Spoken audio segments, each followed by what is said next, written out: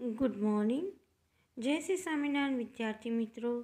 ધોરણ 6 વિષય ગણિતમાં પ્રકરણ 13 સમિતિમાં સ્વાધ્યાય 13.2ના ભાગ 1 તરફ આપણે આગળ વધીએ. હવે અહીંયા તમને આપેલ છે કે નીચેના દરેક આકાર માટે સમિતિની રેખાઓ શોધો. હવે અહીંયા તમને જે આકાર આપેલો છે એ તમે જોશો ચોરસની અંદર ચોરસ.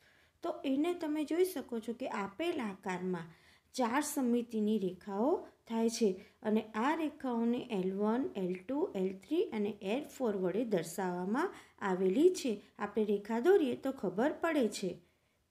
ત્યારબાદ જે ચિત્ર આપેલું છે એ ચિત્રમાં પણ તમે જોઈ શકો છો કે 4 સમિતિની રેખાઓ દર્શાવાય છે અને સમિતિની રેખાઓ કેવી રીતે બને તે આપણે અગાઉ જોઈ જ ગયા છીએ. તો એમાંય તમે જોશો 4 સરખા ભાગ પડે છે, L1, L2, L3, L4 એવી રીતે. તો કે આપેલ આકારમાં 4 સમિતિની રેખાઓ છે અને આપેલ આકારમાં તે L1, L2, L3 અને L4 વડે દર્શાવેલ છે. ત્યારબાદ આપણે જોઈએ હવે પછીનો જે આકાર છે એનામાં પણ વિદ્યાર્થી મિત્રો 4 સમિતિની રેખાઓ થશે અને કેવી રીતે બને છે તે આપણે જોઈ જ છે. તમે જો એક ઊભી છે, બીજી આડી છે અને બીજી 2 ક્રોસમાં બની છે. અગાઉના 2 આકારોમાં પણ એ જ રીતે બનતી હતી. હવે આપેલ આકારમાં તે રેખાઓ L1, L2, L3 અને L4 વડે દર્શાવેલ છે તેમ કહી શકાય છે. ત્યારબાદ હવે તમે જોશો કે અહીંયા જોકરનું એક આપણને ચિત્ર આપેલ છે. તો એવો એક આપણને આકાર આપેલો છે. હવે આ આકારમાં તમે જોશો એક ઊભી રેખા દોરશું ને તો અહીંયા 1 અને 2 નંબર આપેલા છે. એનો મતલબ શું છે કે ચિત્રના સરખા ભાગ પડે છે. એટલે કહેવાનો મતલબ કે એ ઊભી એક જે રેખા બને છે L1 તે જે છે એ એક સમિતિની રેખા દર્શાવેલ છે. તો કે આકાર આપેલ આકારમાં તે L1 વડે દર્શાવવામાં આવેલ છે. ત્યારબાદ તમે જે ચિત્ર જોશો એમાં તમે જોશો કે 6 સમિતિની રેખાઓ આપણને જોવામાં મળે છે. તો આપેલ આકારમાં આ સમિતિની રેખાઓ L1, L2, L3, L4 અને L5 અને L6 વડે દર્શાવવામાં આવેલી છે. હવે આપણે જોઈએ કે આ આકાર આપણને ષટકોણ જેવો છે અને નિયમિત ષટકોણ જેવો આકાર છે. તો તમે જોશો L1, L2, L3, L4 અને L6 વડે દર્શાવેલી છે. ત્યારબાદ આ બીજો જે આકાર છે એનામાં પણ 6 સમિતિની રેખાઓ દર્શાવવામાં આવી છે જે L6 વડે L1, L2, L3, L4, L5, L6 એવી રીતે દર્શાવવામાં આવેલ છે તેમ આપણે કહી શકીએ છીએ. હવે તમે આ આકાર જોશો તો આ આકાર જોતાં તમને માલુમ પડશે કે આ આકારમાં તમે જો કે વચ્ચેથી તમે કરશો તો કે સમપ્રમાણમાં નથી. કોઈ પણ રીતે આ આકારમાં સમિતિની રેખા રચાશે નહીં. તો આપેલ આકાર સમપ્રમાણમાં નથી અને તેનામાં કોઈ પણ જાતની સમિતિની રેખા પણ નથી તેમ કહેવામાં આવે છે. ત્યારબાદનો તમે જે આકાર જોશો એ આકારમાં પણ તમે જોઈ શકો છો કે સાથિયા જેવી નિશાની છે. તો આ આકાર પણ સમપ્રમાણમાં નથી. તમે જોશો કે વચ્ચેથી ભાગ પાડશો તો સામસામે સરખું ઓલું ચિત્ર જોવા મળશે નહીં. પ્રતિબિંબિત આકાર સરખો જોવા મળે નહીં. એટલા માટે તેમાં સમિતિની રેખા નથી તેમ કહી શકાય. હવે પછીનું જે ચિત્ર છે એનામાં તમે જોઈશો કે 5 સમિતિની રેખાઓ દર્શાવવામાં આવેલી છે અને તે રેખાઓ L1, L2, L3, L4 અને L5 વડે દર્શાવવામાં આવેલી છે તેમ આપણે કહી શકીએ છીએ. તમે આકૃતિ જોશો એટલે તમને ખ્યાલ આવશે કે આ જે ફૂલવાળું જે નિશાની છે, ફૂલ જે ચિત્ર છે, આકાર છે એમાં 5 સમિતિની રેખાઓ રચાય છે.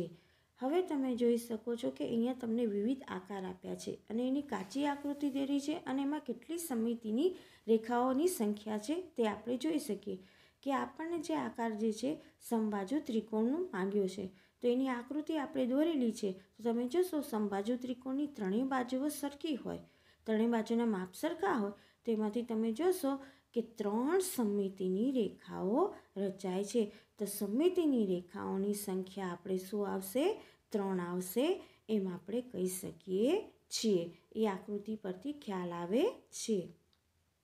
હવે જોશો કે અહીંયા જે આપણને આકાર આપેલો છે એ ચોરસ છે. ચોરસમાં તમે જોશો કે 4 સમમિતિની રેખાઓ રચાય છે. કાચી આકૃતિ જોઈએ તો એના પરથી આપણને ખ્યાલ આવશે કે ચોરસમાં જે સમમિતિની રેખાઓ રચાય છે એ કેટલી રેખાઓ રચાય છે? 4 સમમિતિની રેખાઓ આ ચોરસમાં રચાયેલી છે તેમ આપણે કહી શકીએ છીએ.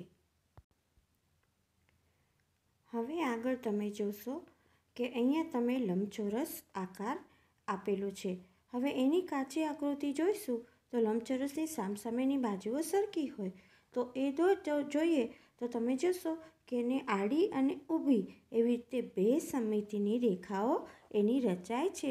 તમે ઊભો ભાગ કરીને જુઓ તો ડાબી અને જમણી બાજુ સરખું બને અને આડી કરો તો તમે જોઈ શકો છો કે ઉપર અને નીચેના ભાગમાં સરખું બને. તો તેની સમમિતિની રેખાની સંખ્યા કેટલી છે?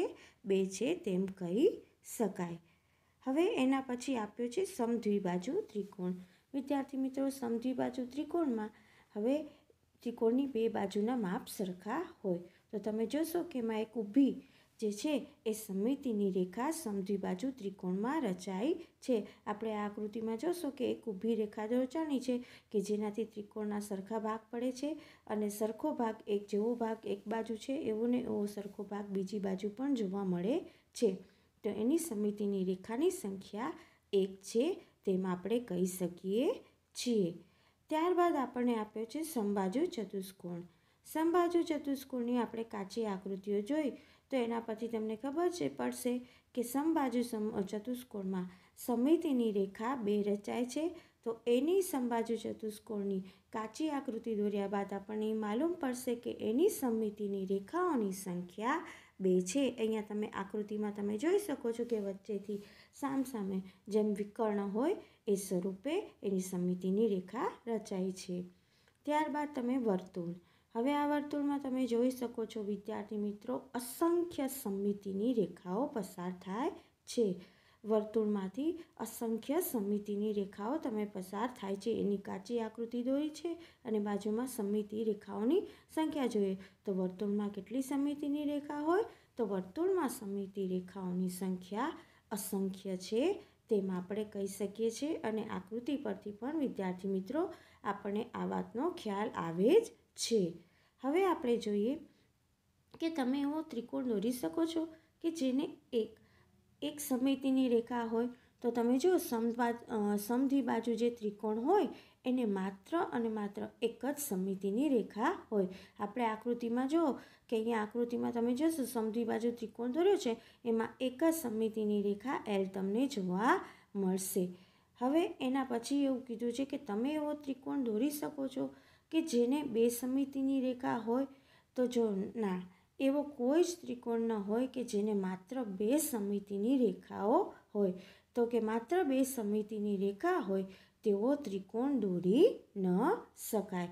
કેમ કે સમદ્વિબાજુ ત્રિકોણ હોય એને એક સમમિતિની રેખા હોય અને સમબાજુ ત્રિકોણને 3 સમમિતિની રેખા બનતી હોય છે.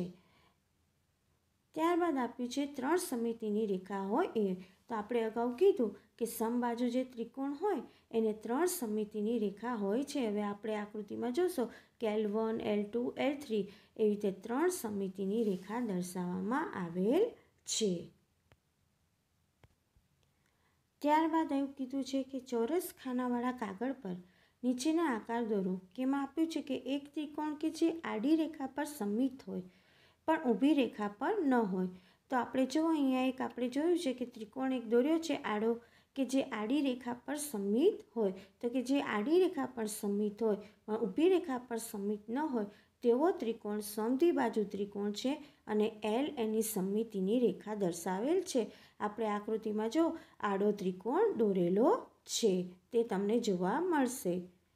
ત્યારબાદ હવે આપ્યું છે કે એક ચતુષ્કોણ કે જે આડી અને ઊભી બંને રેખાને સમમિત હોય. તો કે આડી અને ઊભી રેખા પર સમમિત હોય એવો ચતુષ્કોણ કેવો કહેવાય? લંબચોરસ છે. કે આપણે અહીંયા લંબચોરસ દોર્યો છે કે L1 અને L2 સમમિતિની રેખાઓ એનામાં દર્શાવેલ છે. જેનો આપણને આ આકૃતિ પરથી સ્પષ્ટ ખ્યાલ આવી જ જાય છે. હવે ત્યારબાદ આપ્યું છે કે એક ચતુષ્કોણ કે જે આડી રેખા પર સમિત હોય પણ ઊભી રેખા પર ન હોય. તો કે જે આડી રેખા પર સમિત હોય પણ ઊભી રેખા પર સમિત ન હોય તેવો ચતુષ્કોણ. તો તમે જુઓ કે બાજુની આકૃતિમાં આપણે જે ચતુષ્કોણ દોર્યો છે એ તમે જોશો આડી રેખા પર સમિત છે.